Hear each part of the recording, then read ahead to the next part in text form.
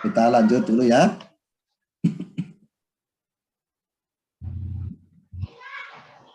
Nah, sekarang yang kita tulis, yang kita cari dalam dashboard pertama adalah konsep. Konsep apa? Konsep tentang variabel yang isinya 3 tadi. Kalau tidak 3, ya hanya 2 sampai definisi operasi. Apalagi yang harus ada di dalam landasan teori, yaitu preposisi. Apa itu preposisi? Preposisi adalah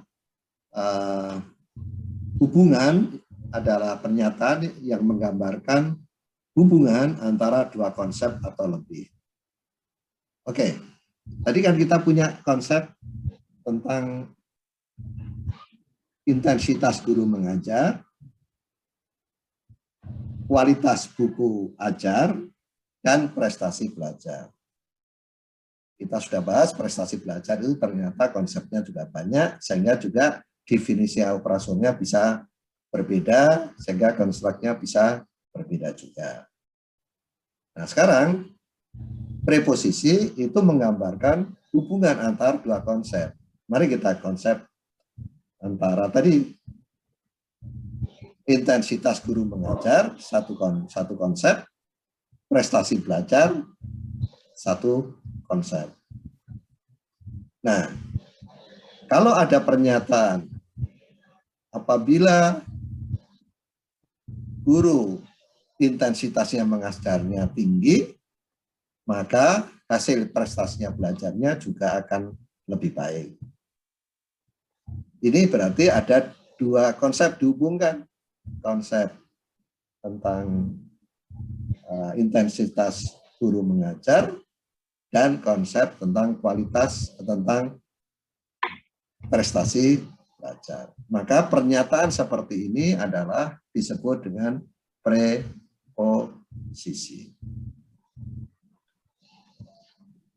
Semakin tinggi intensitas guru mengajar, maka akan semakin baik hasil prestasi belajar. Ya. Semakin bagus kualitas bahan ajar, semakin mudah difahami, maka difahami itu juga variabel yang lain. Semakin tinggi kualitas bahan ajar, semakin baik prestasi belajar. Itu adalah preposisi. Nah, sekarang kalau digabung 2 ini, semakin baik intensitas guru, semakin tinggi intensitas guru mengajar, didukung dengan kualitas bahan ajar yang bagus, maka akan menghasilkan hasil belajar yang optimal. Pernyataan seperti ini disebut dengan preposisi.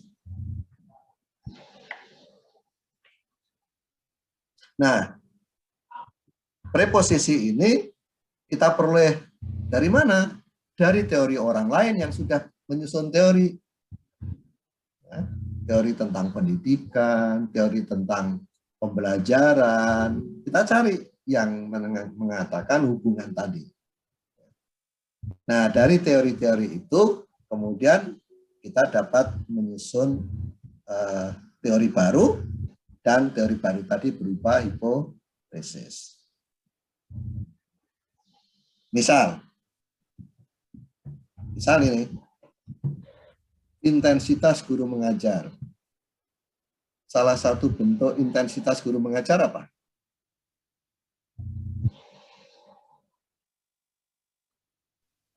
Dikatakan guru mengajar itu intensif. Kehadiran. Apa?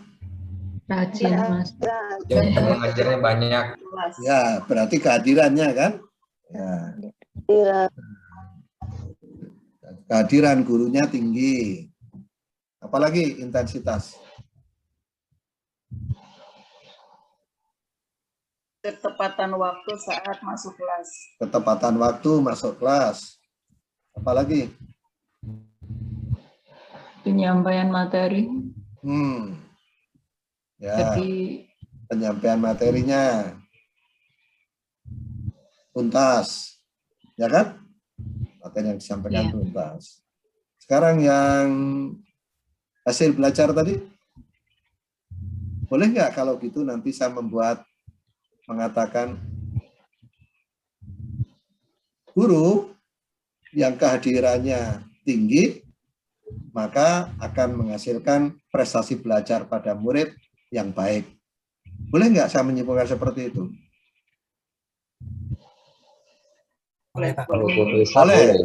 Dasar teorinya tadi, Boleh. semakin tinggi intensitas guru mengajar, ya kan? Semakin tinggi prestasi. Semakin tinggi prestasi belajar. Sementara salah satu indikator dari intensitas guru mengajar adalah kehadiran guru, ya kan?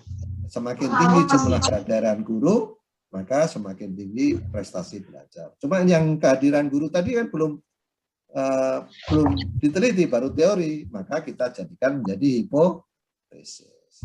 Jadi hipotesis itu tidak datang tiba-tiba, tapi ada dasar teori yang disusun tadi, gitu. Ya. Sekarang, salah satu prestasi belajar adalah nilai belajar siswa tadi kan ada nilai kognitifnya, ada nilai afektifnya, ada nilai psikomotoriknya. Psikomotorik. Kalau pemecahan masalah itu masuk di mana? Afektif, kognitif, apa psikomotorik? Pemecahan masalah. Kognitif maksudnya. Kognitif. Ya. Kalau begitu, boleh nggak saya mengatakan semakin tinggi kehadiran guru akan meningkatkan kemampuan siswa dalam memecahkan masalah? Boleh nggak? Boleh. Karena diambil tadi bahwa kemampuan memecah masalah itu bagian dari prestasi belajar. Ya, prestasi belajar siswa. Sementara kehadiran guru bagian dari intensitas mengajar. Tapi ada dasarnya dari sebelumnya tadi. Gitu. Jadi logika seperti inilah yang perlu dibangun di dalam telaah pustaka. Sehingga waktu kita membuat hipotesis, ada dasarnya. Itu yang dimaksud dengan preposisi.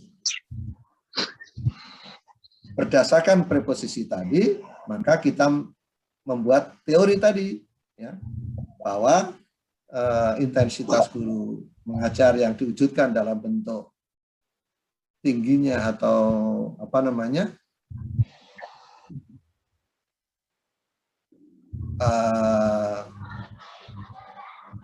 kehadiran guru, ya, jumlah kehadiran guru, kemudian di sini terhadap kemampuan memecahkan masalah, dasarnya dari teori bahwa intensitas kehadiran guru akan meningkatkan prestasi belajar.